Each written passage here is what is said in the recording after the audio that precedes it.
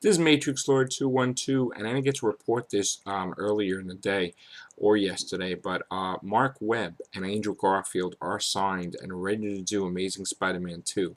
I can't wait. I believe they're going to start filming this year. Let me give you some information about it from the horse's mouth. On Dark Horizons, talk to say, despite some talk of him departing due to a schedule conflict, it seems that Amazing Spider-Man director Marc Webb will be back for the upcoming sequel to begin production early next year, says Variety.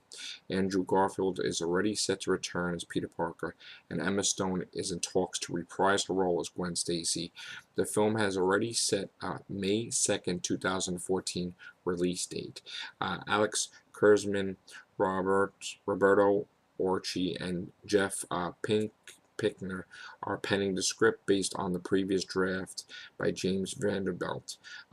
Evan Arad and Matt Talmack will produce. So, May 2nd, 2014 for Amazing Spider-Man. I can't wait. It's going to be an awesome, awesome movie. I'm a big Spider-Man nut. And also, there's talk that Amazing Spider-Man 700 will be the final issue.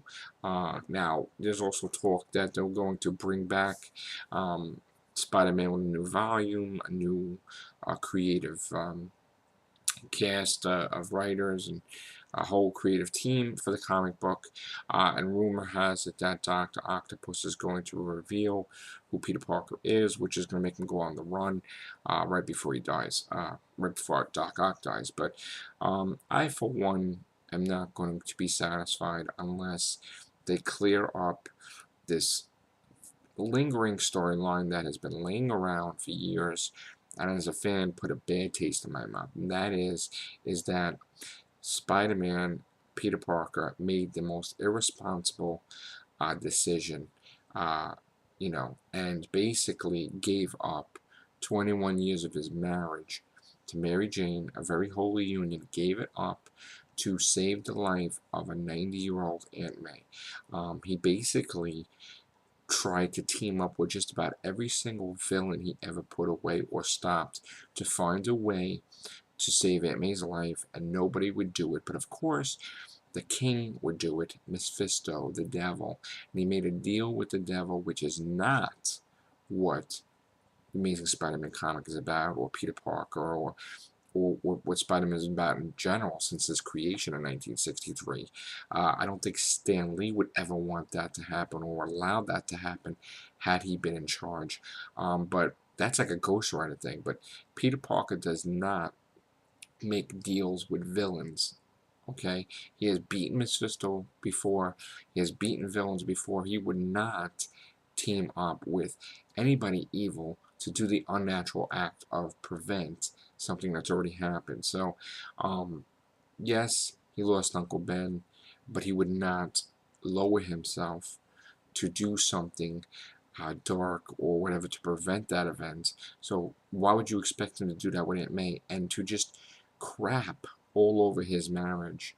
That is something that's supposed to be, even if you're having marital problems, but you work at it, that is just disgusting that he would just give that up so easily.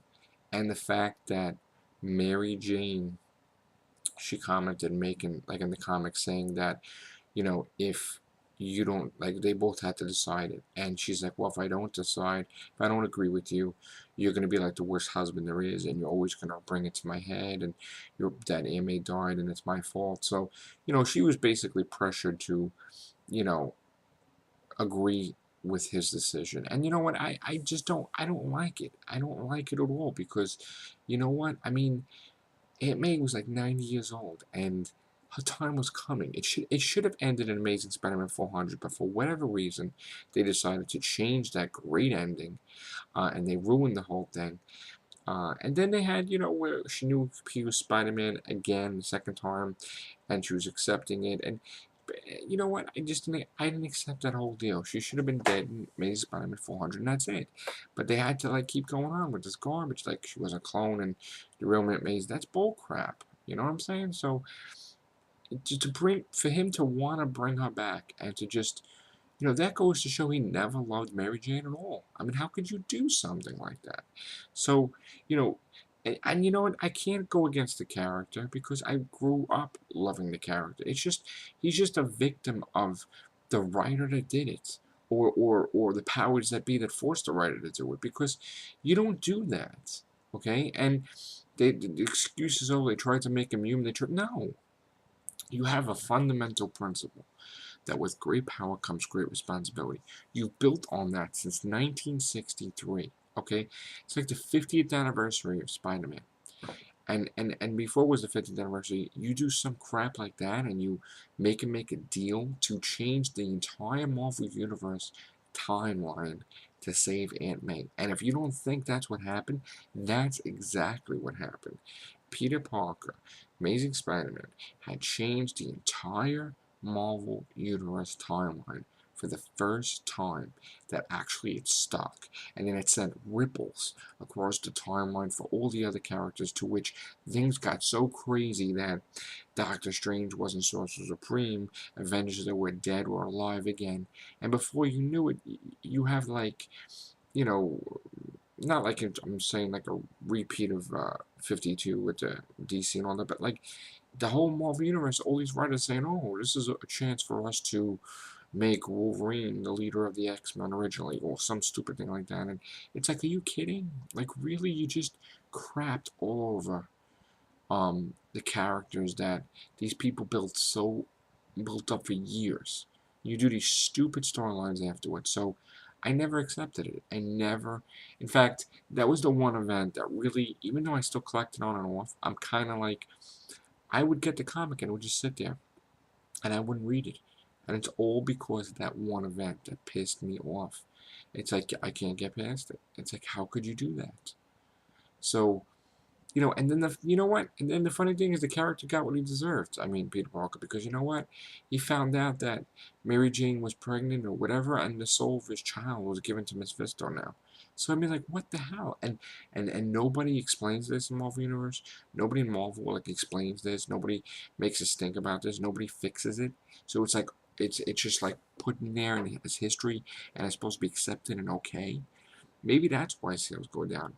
So, and if you think sales are great, you know what? It would have been a lot better had you not done that. So, um, I don't accept it. And I don't accept any time that I read a comic for like 20, 30 years and a change like that happens where you just shitted on all these comics that came before and all the writers and artists and the whole team for 20, 30 years. I don't believe it. And I don't believe one person in the Marvel Comics company has the right to screw with the characters. There should be something put in writing that you cannot make a character do something he doesn't. Okay, and Peter Parker, Spider-Man, does not do an irresponsible act when for years, almost 50 years, he has lived by the motto, with great power comes great responsibility. I would have never expected him to team up with Doctor Doom or anybody, or beg like a dog to save Aunt May's life. I would never expect that. Okay? Never. One of these days, they're gonna get exposed, Marvel. Now I love Marvel; they're my favorite thing. But you know what?